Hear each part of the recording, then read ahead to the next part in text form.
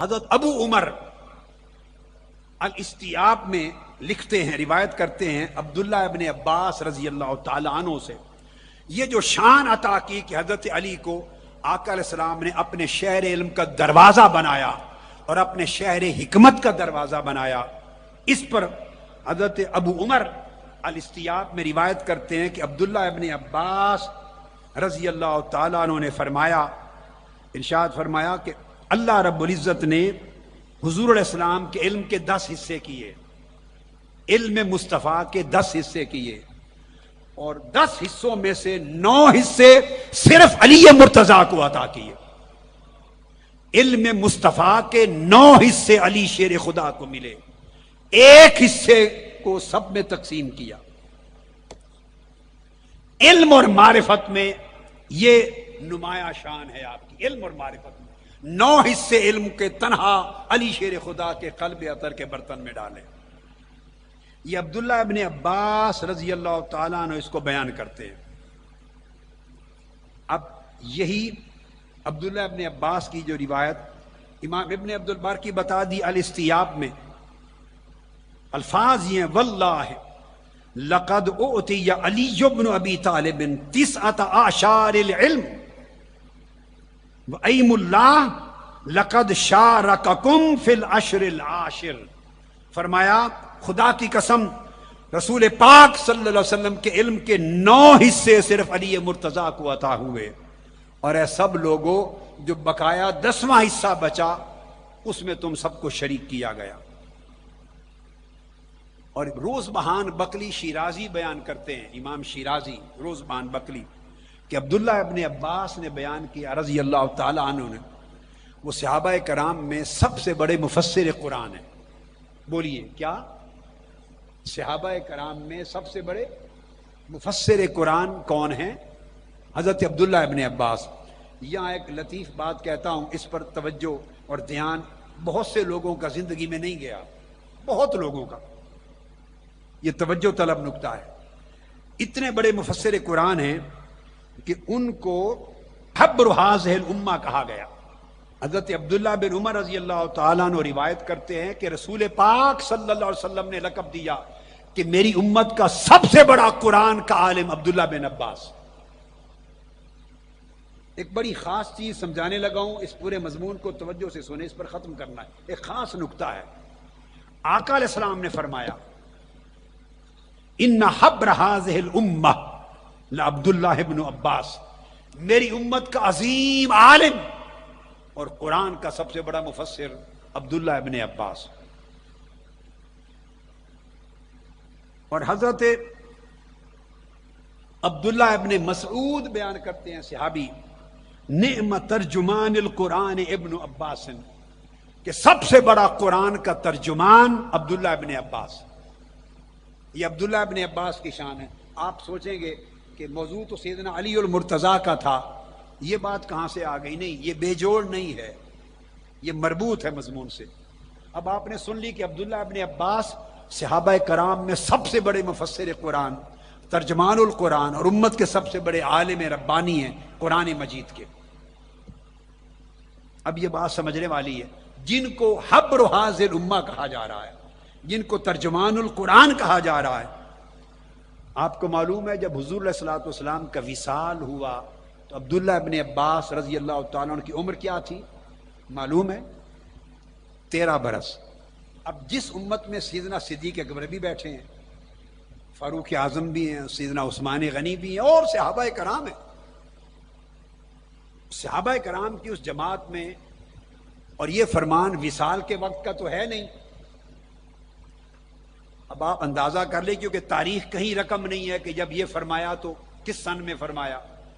میں نے تو بتایا جب آقا علیہ السلام کا وصال مبارک ہوا تو عبداللہ ابن عباس کی عمر 13 برس تھی۔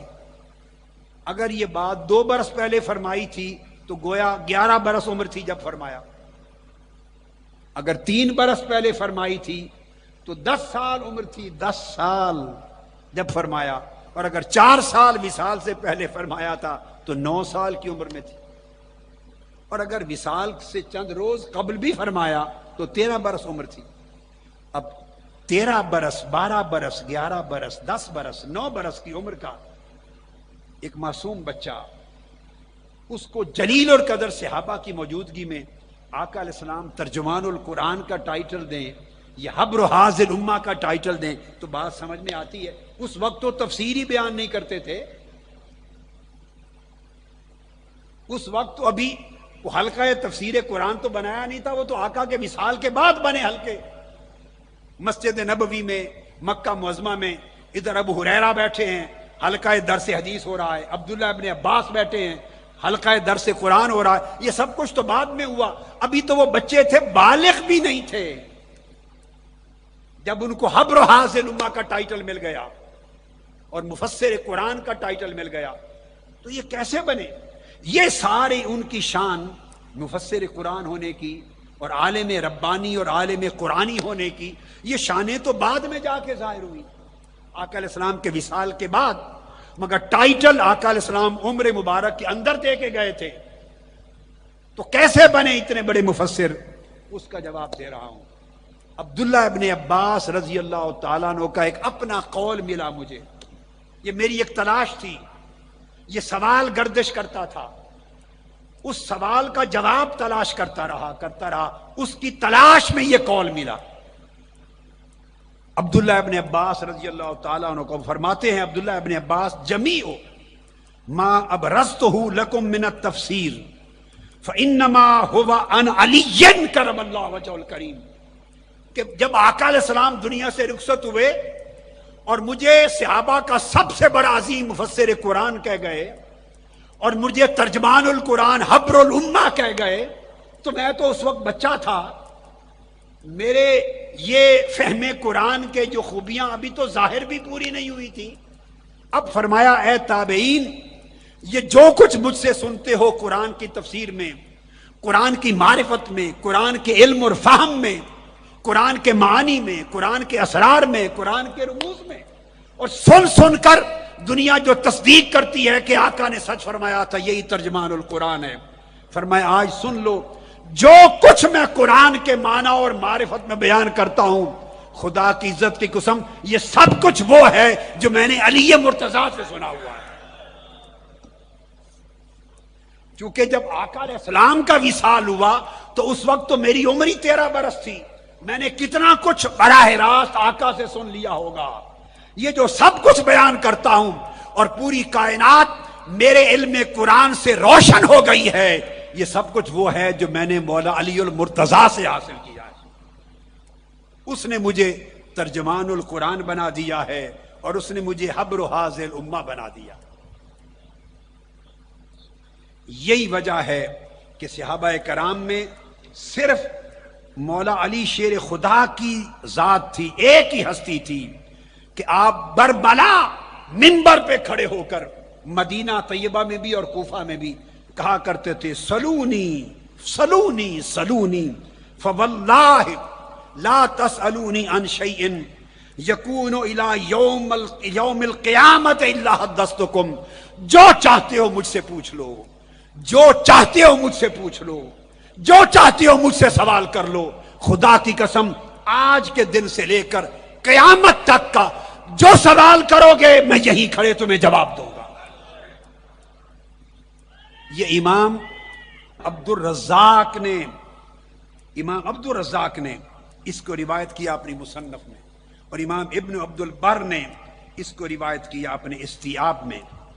یہ شان صرف مولا علی المرتضیٰ کی تھی، اور آپ فرماتے تھے دوسری روایت میں، فواللہ لا تسألونی عن شیء الا اخبرتکم، خدا کی قسم جو چاہتے ہو مجھ سے پوچھ لو، جو پوچھو گے اس کی یہیں کھڑے خبر دے دوں گا، تمہیں اطلاع کر دوں گا۔ اور آپ سے